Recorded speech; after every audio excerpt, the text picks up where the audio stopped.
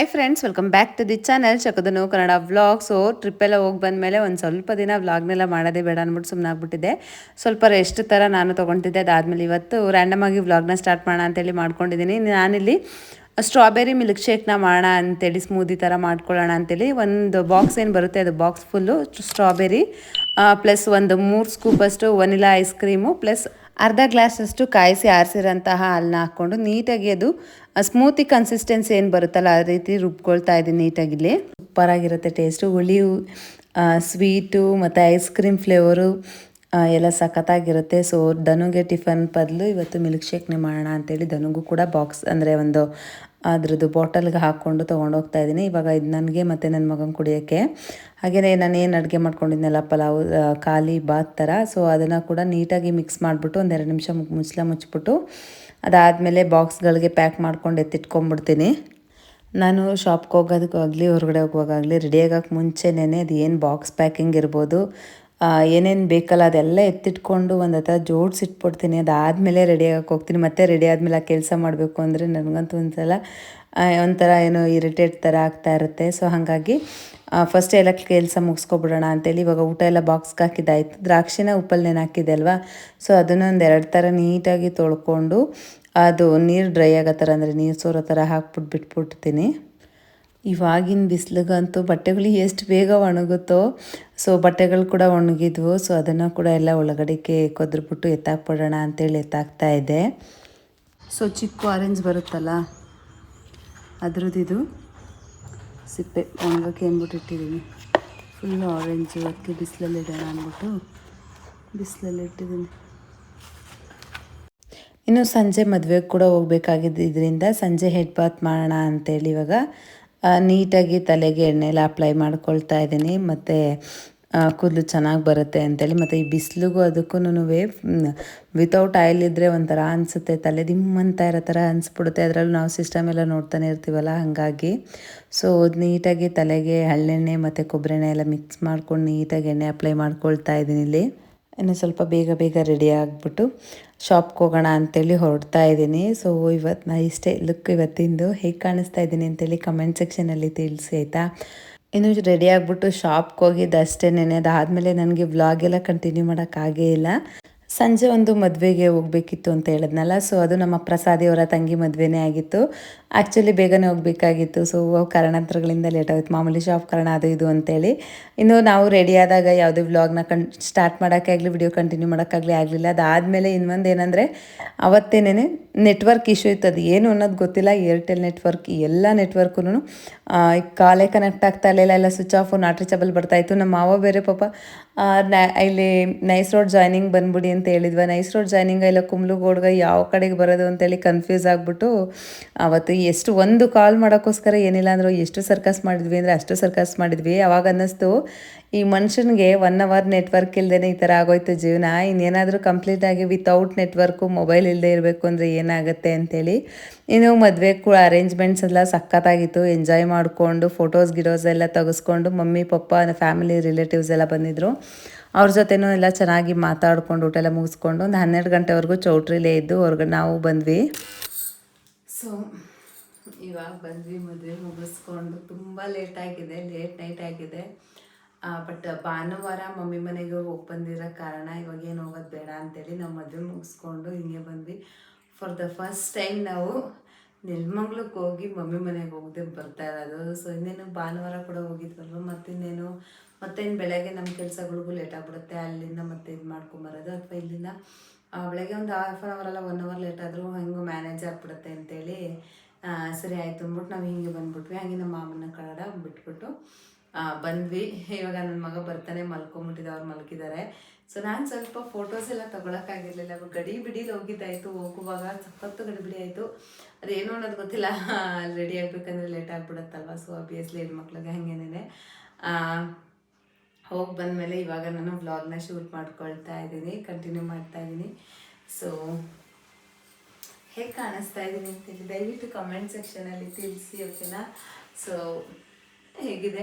ಇನ್ನು ಈ ಬ್ಲೌಸ್ ಬಂದ್ಬಿಟ್ಟು ನಾನು ಸ್ಯಾರಿಗೂ ಕೂಡ ಹಾಕ್ಕೊಳ್ತೀನಿ, ಈ ಥರ ಲೆಹೆಂಗಾಗೂ ಕೂಡ ಹಾಕ್ಕೊಳ್ತೀನಿ. ಬಟ್ ಇದಕ್ಕೆ ಮ್ಯಾಚಿಂಗಲ್ಲಿ ಹೊಲಿಸಿದ್ದು ಇಲ್ಲೆಲ್ಲ ಇದು ಹ್ಯಾಂಡ್ ವರ್ಕ್ ಮಾಡಿಸಿರೋದು. ಇದು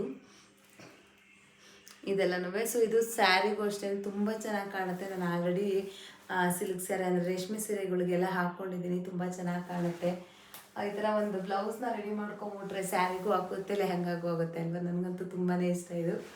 ಸೊ ಹೇಗೆ ಕಾಣಿಸ್ತಾ ಇದ್ದೀನಿ ಅಂತ ದಯವಿಟ್ಟು ಕಮೆಂಟ್ ಸೆಕ್ಷನಲ್ಲಿ ತಿಳಿಸಿ, ಓಕೆನಾ. ಸೊ ಇದು ಎಲ್ಲ ಅಷ್ಟೇ ಮುಂಚೆನೇ ಒಂದು ತೊಗೊಂಡಿದ್ದು ನವಂಬರ್ ತಿಂಗಳಲ್ಲಿ ಲಾಸ್ಟ್ ಇಯರಲ್ಲಿ ನಮ್ಮ ಧನು ಕಸಿನ್ದೊಂದು ಮದುವೆ ಇತ್ತು, ಆವಾಗ ತೊಗೊಂಡಿದ್ದು.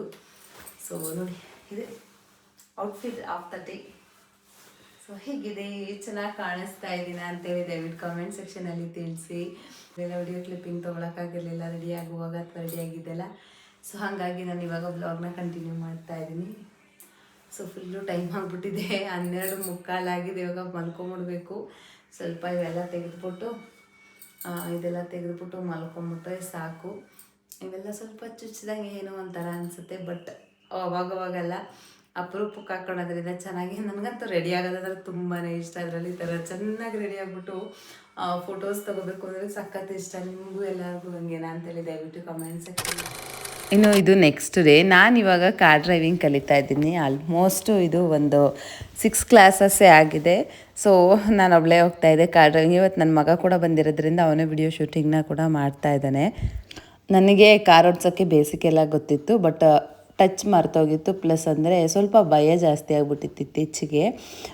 ಕೆಲವೊಂದು ಈ ರೋಡ್ ಆ್ಯಕ್ಸಿಡೆಂಟ್ ಅದು ಇದು ನೋಡ್ತಾ ಇದ್ರೆ ಒಂದು ಸ್ವಲ್ಪ ಭಯ ಆಗುತ್ತಲ್ವ. ಸೊ ಆ ರೀತಿ ಭಯ ಆಗೋಗಿತ್ತು. ಅದಾದಮೇಲೆ ನಾನು ಯಾಕೆ ಇಷ್ಟು ದಿನ ಆದರೂ ಕಾರ್ ಓಡ್ಸೋದು ಕಲ್ತಿಲ್ಲ ಅಲ್ವಾ, ಸರಿ ಕಳ್ಸೋಣ ಅಂದ್ಬಿಟ್ಟು. ಆಮೇಲೆ ನಮ್ದನ್ನು ಯಾವಾಗಲೂ ಹೇಳೋರು, ಊರಿಗೆ ಹೋಗುವಾಗ ಬರುವಾಗ ನೈಸ್ ರೋಡಲ್ಲೇ ಹೋಗ್ತಾ ಇದ್ದಿದ್ದರಿಂದ ಓಡ್ಸಮ್ಮ ನಾನು ಕೊಡ್ತೀನಿ ಅಂತ. ನಾನಿಲ್ಲ, ನಾನು ಓಡ್ಸಲ್ಲ ಅಂತಲೇ ಹೇಳ್ತಾ ಇದ್ದೆ. ಬಟ್ ಮತ್ತು ಇನ್ನೊಂದೇನೆಂದರೆ ನಮಗೆ ಟೈಮ್ ಕೂಡ ಸಿಗ್ತಾ ಇರಲಿಲ್ಲ. ನಾನು ಬಂದು ಹೇಳ್ಕೊಡ್ಬೇಕಿತ್ತು ಅಂದರೆ ಇಬ್ಬರು ಹೊರಗಡೆ ಹೋಗಬೇಕಾಗಿತ್ತು ಅಂಗಡಿಯಿಂದ, ಅಥವಾ ಫ್ರೀ ಮಾಡ್ಕೊಂಡು ಹೋಗಬೇಕಾಗಿತ್ತು, ಇಲ್ಲೆಲ್ಲ ಓದೋಕೆ ಕಲಿಬೇಕಿತ್ತು. ನನಗೆ ಕಲಿಕೆ ಟೈಮಲ್ಲಿ ಮಕ್ಕಳನ್ನ ಹಿಂದೆ ಕೂರಿಸ್ಕೊಂಡು ಕಾರಲ್ಲಿ ಕಲಿಯೋಕ್ಕೆ ಇಷ್ಟ ಇರಲಿಲ್ಲ.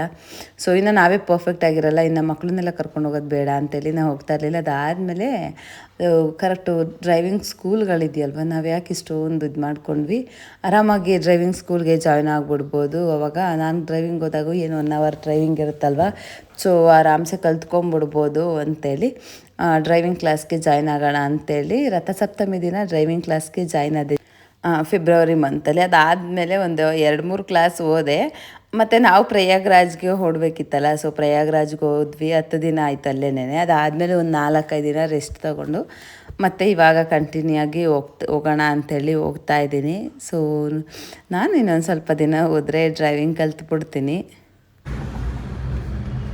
ಬಿಟ್ಟು ಕ್ಲಚ್ ಹೊತ್ತಿ ಫುಲ್ಲಾಗಿ ಎರಡನೇ ಗಿರ ಕ್ಲಚ್ ಬಿಟ್ಟಿದ್ದೀರ ಸ್ವಲ್ಪ ಜಾಸ್ತಿ ತಿರ್ಗಿಸ್ಬೇಡಿ, ಸ್ವಲ್ಪ ರೌಂಡ್ ಎಕ್ಸ್ಲೇಟರ್ ಬಿಡಿ ನಿಧಾನ, ಸ್ವಲ್ಪ ಸ್ಪೀಡ್, ಸ್ವಲ್ಪನೇ ರೈಟ್ ನಿಧಾನ. ರೋಡ್ ಹೆಂಗೆ ಕ್ರಾಸ್ ಇರ್ತದೆ ಟರ್ನಿಂಗು ಸ್ವಲ್ಪ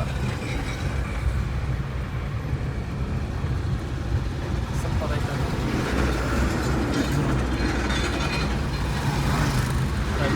ಹೋಗಿದ್ರೆ nice road, Gulukmale road Gulukmale road main road ಯಾವತ್ತು ಹೋಗಿಲ್ವಾ?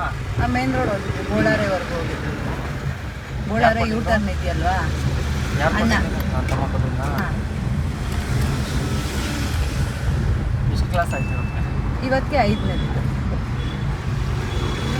ಇವತ್ತಿನ ವ್ಲಾಗ್ ಅಂತೂ ಮಿಕ್ಸ್ ಆ್ಯಂಡ್ ಮ್ಯಾಚ್ ಥರನೇ ಆಗಿದೆ. ಆಲ್ಮೋಸ್ಟ್ ಒಂದು 3 ದಿನದ ವ್ಲಾಗ್ನ ನಾನು ಮರ್ಜ್ ಮಾಡಿ ಒಂದೇ ವ್ಲಾಗ್ ಥರ ಮಾಡ್ತಾಯಿದ್ದೀನಿ. ಇದು ನೆಕ್ಸ್ಟ್ ಡೇ ನಮ್ಮ ಜುಜ್ಜು ತಂಗಿ ಪವಿತ್ರಂದು ಬರ್ಡೇ ಇತ್ತು. ಸೊ ಹಾಗಾಗಿ ಬರ್ಡೇಗೆ ಕೇಕು ಮತ್ತು ಏನಾದರೂ ಗಿಫ್ಟ್ ಥರ ತೊಗೊಳೋಣ, ಬಟ್ ಏನಾದರೂ ತೊಗೊಳ್ಳೋಣ ಅಂತೇಳಿ ಹೋಗಿ ಸ್ವಲ್ಪ ಲೈಟಾಗಿ ಶಾಪಿಂಗ್ ಎಲ್ಲ ಮುಗಿಸ್ಕೊಂಡ್ವಿ. ಇದು ನಮ್ಮ ಮನೆಗೆ ನಿಯರ್ ಬೈ ಇರೋಂತಹ ಜಸ್ಟ್ ಬೇಕ್ ಬ್ರಾಂಚ್ಗೆ ಬಂದಿದ್ವಿ. ಇಲ್ಲಿ ಜಾಸ್ತಿ ಏನು ಸ್ಟೋರ್ ಮಾಡಿರಲ್ಲ, ಯಾವಾಗಲೂ ಮಿನಿಮಲ್ ಆಗಿ ಸ್ಟೋರ್ ಮಾಡಿರ್ತಾರೆ. ಸೊ ಅದರಲ್ಲಿ ನಾವು ಒಂದು ಕೇಕ್ನ ಸೆಲೆಕ್ಟ್ ಮಾಡಿಕೊಂಡು ತೊಗೊಂಡ್ವಿ. ಇನ್ನು ಕೇಕ್ ಎಲ್ಲ ತೊಗೊಂಡು ಅವ್ರ ಮನೆಗೆ ಹೋಗ್ಬಿಟ್ಟು ಅಲ್ಲೇ ಸ್ವಲ್ಪ ಫ್ರೆಶ್ ಅಪ್ ಆಗಿ ಫೋಟೋಸ್ ಎಲ್ಲ ತೊಗೊಳ್ಳೋಣ ಅಂತೇಳಿ ವಿಡಿಯೋ ಮಾಡ್ಕೊಳ್ತಾ ಇದ್ವಿ. ಮತ್ತು ಇನ್ನೊಂದೇನೆಂದರೆ ನಮ್ಮ ಮನೆಗೆ ಹೋಗಿ ಬರೋ ಅಷ್ಟರಲ್ಲಿ ಲೇಟ್ ಆಗಿಬಿಟ್ಟಿತ್ತು. ಪಾಪ ಅಕ್ಕ 4 ಗಂಟೆಗೆ ಬಾ ಅಂತ ಹೇಳಿದ್ರು. ನಾನು ಅಂಗಡಿ ಮುಗಿಸ್ಕೊಂಡು ಹೋಗೋದೇನೇ 7 ಗಂಟೆ ಆಗಿಬಿಟ್ಟಿತ್ತು. ಮತ್ತು ಬೇರೆಯವರು ಎಲ್ಲ ಬಂದಿರ್ತಾರೆ, ಅವರು ಸುಮ್ಮನೆ ಕಾಯೋದು ಬೇಡ ಅಂತೇಳಿ ಇವ್ರ ಮನೇಲಿ ಹಾಗೆ ಸ್ವಲ್ಪ ಫ್ರೆಶನ್ ಅಪ್ ಆಗಿಬಿಟ್ಟು ಇವಾಗ ಬರ್ಡೇ ಸೆಲೆಬ್ರೇಷನ್ನ ಮಾಡ್ತಾಯಿದ್ವಿ. ಇನ್ನು ಈ ಅಕ್ಕ ಬಂದ್ಬಿಟ್ಟು ನಮ್ಮ ಅತ್ತೆ ಇದ್ದಾರಲ್ಲ, ನಮ್ಮ ಅತ್ತೆಯವರ ಅಕ್ಕನ ದೊಡ್ಡ ಮಗಳು, ತಮ್ಮನಿಗೆ ಮದುವೆ ಮಾಡ್ಕೊಂಡಿರೋದು, ಅಂದರೆ ಸೋದರ ಮಾವನಿಗೆ ಮದುವೆ ಮಾಡ್ಕೊಂಡಿರೋದು. ಸೊ ಅವ್ರ ಮಗಳದೇ ಬರ್ಡೇ. ಇನ್ನು ನಮ್ಮ ಜುಜ್ಜು ಏನು ಬರ್ತಾನೆ ವಿನಯ್, ಅವನು ಇವ್ರ ಮಗ. ಅಜ್ಜಿ ಬಂದ್ಬಿಟ್ಟು ನಮ್ಮ ಅತ್ತೆಯವರ ಅಮ್ಮ. ಇನ್ನು ನಾನು ಆಗಸ್ಟಲ್ಲೇ ಶ್ವೇತಕ್ಕ, ಅಶ್ವಿನಿ ಅಕ್ಕ ಮತ್ತು ದೊಡ್ಡಮ್ಮರೆಲ್ಲ ಸೇರಿಕೊಂಡು ಅಡುಗೆ ಮಾಡಿದರು. ಚಿಕನ್ ಬಿರಿಯಾನಿ, ಚಿಕನ್ ಫ್ರೈ ಮತ್ತು ಲಿವರ್ ಪ್ಲಸ್ ಕಬಾಬ್ ಮಾಡಿದರು. ಸೊ ಭರ್ಜರಿ ಪ್ಯಾಟಿಂಗ್ನ ಕೂಡ ಮುಗಿಸ್ಕೊಂಡೆ ಧನುರ್ ಬರೋ ಅಷ್ಟರಲ್ಲಿ. ಇದು ಕಾಯ್ದ್ವಿ ಒಂದಷ್ಟೊತ್ತು, ಬಟ್ ಅವರು ಬರೋದು ಲೇಟಾಗಿದ್ದರಿಂದ ಸರಿ ಆಯಿತು, ನಾವು ಊಟಗಳು ಮುಗಿಸ್ಕೊಬಿಡೋಣ ಅಂಥೇಳಿ ಊಟ ಎಲ್ಲ ಮುಗಿಸ್ಕೊಂಡು ಸ್ವಲ್ಪ ರೆಸ್ಟ್ ಥರ ಕೂಡ ಅಲ್ಲೇ ಮಾಡ್ಕೊಂಡ್ವಿ. ಧನುರ್ ಬಂದಿದ್ದು 9:30 ಆಗೋಗಿತ್ತು. ನನ್ನ ಮಗ ಕೂಡ ಅವ್ರ ಅಪ್ಪನ ಜೊತೆನೇ ಬಂದ. ಸೊ ಇವಾಗ ಅವರು, ನನ್ನ ಮಗ ಇಲ್ಲೇ ಊಟ ಮಾಡ್ತಾ ಇದ್ದಾನೆ. ಸೊ ಊಟ ಎಲ್ಲ ಮುಗಿಸ್ಕೊಂಡು ನಾವಂತೂ ಚೆನ್ನಾಗಿ ರೆಸ್ಟ್ ಮಾಡ್ತಾಯಿದ್ವಿ. ಅದಾದಮೇಲೆ ಧನುರ್ ಬಂದರು, 9:45 ಬಂದರು ಧನುರು. ಸೊ ಒಬ್ಬರು ಬರೋದು ಒಬ್ಬರು ಹೋಗೋದು ಕಸ್ಟಮರ್ ಆ ಥರ ಇದ್ರಂತೆ. ಸೊ ಹಾಗಾಗಿ ಲೇಟಾಗಿ ಬಂದಿದ್ದಾರೆ. ಧನು ಏನು ಊಟ ಮಾಡಿಲ್ಲ, ನನ್ನ ಮಗ ಮಾತ್ರ ಇಲ್ಲೇ ಊಟ ಮಾಡ್ದೆ. ನಾನು ಇವ್ರು ಬರೋಕ್ಕೆ ಮುಂಚೆನೇ ಊಟ ಮಾಡ್ಕೊಂಬಿಟ್ಟಿದ್ದೆ. ಧನುಗೆ ಇವಾಗ ಮನೆಗೆ ತೊಗೊಂಡಿದ್ದೀವಿ. ಇನ್ನು ಅವರು ಲೇಟ್ ಆಗುತ್ತೆ ಪಾಪ, ಅವರು ಬೆಳಗ್ಗೆ ಎಲ್ಲರೂ ಕೆಲ್ಸ್ಕೋಬೇಕು, ಮತ್ತು ನಾವು ಕೂಡ ಬೆಳಗ್ಗೆ ಬೇಗ ಎದ್ದುಕೊಳ್ಬೇಕಲ್ವಾ. ಸೊ ಹಾಗಾಗಿ ಸರಿ ಇಲ್ಲ, ಬೇಡ ಬಾಕ್ಸ್ಗೆ ಹಾಕ್ಕೊಟ್ಬಿಟ್ಟು ನಾನು ಮನೆಗೆ ಹೋಗಿ ತಿಂತೀನಿ ಅಂತು ಅಂದ್ಬಿಟ್ಟು ಬಾಕ್ಸ್ಗೆ ಹಾಕ್ಕೊಟ್ಟಿದ್ದಾರೆ. ಇವಾಗ ಮನೆಗೆ ಹೋಗಿ ಊಟ ಮಾಡಬೇಕು. ಸೊ ಹೇಗಿತ್ತು ವ್ಲಾಗು ಹೇಳಿ. ತುಂಬ ದಿನ ಆದಮೇಲೆ ಎಲ್ಲರೂ ಈ ಥರ ಸೇರ್ತಾ ಇದ್ವಿ. ಸೊ ಮದುವೆ ಆವಾಗ ಅಂದರೆ ಮುಂಚೆ ನನ್ನ ಮಗ ಹುಟ್ಟಿದಾಗ ಅವಾಗ ಇದೇ ಥರದ್ದು ಸೇರ್ತಾ ಇದ್ವಿ. ಅದಾದಮೇಲೆ ಮತ್ತು ನಾವು ಬೇರೆ ಮನೆಗೆ ಶಿಫ್ಟ್ ಆದ್ವಲ್ಲ, ಅದಾದಮೇಲೆ ಇನ್ನೂ ಸೇರ್ತಾ ಇರಲಿಲ್ಲ. ಸೊ ಇವಾಗ ಮತ್ತೆ ಎಲ್ಲರೂ ಸೇರ್ತಾ ಇದ್ದೀವಿ. ಒಂದಷ್ಟು ಫನ್ನು, ಜೋಕು, ಮಾತು, ಕತೆ, ಅದು ಇದು ಎಲ್ಲ ಇರುತ್ತೆ. ಸೊ ಇವ್ನು ನೋಡಿ ಐಸ್ ಕ್ರೀಮ್ ತಿಂತಾ ಇದ್ದಾನೆ. ನಾಳೆಯಿಂದ ಕನ್ನಡ ಎಕ್ಸಾಮ್ ಇದೆ. ನಾಳೆಯಿಂದ ಎಕ್ಸಾಮ್ ಸ್ಟಾರ್ಟ್ ಆಗ್ತಾ ಇದೆ. ನಾಳೆ ಕನ್ನಡ ಎಕ್ಸಾಮ್ ಇದೆ. ಸೊ ಇವಾಗ ಹೋಗಿ ಒಂದು ರೌಂಡ್ ರಿವಿಷನ್ ಬರ್ಸ್ಬಿಟ್ರೆ ಸೊ ಸಾಹೇಬ್ರಿಗೆ ಸ್ವಲ್ಪ ರಿವಿಷನ್ ಆದಂಗೆ ಆಗುತ್ತೆ.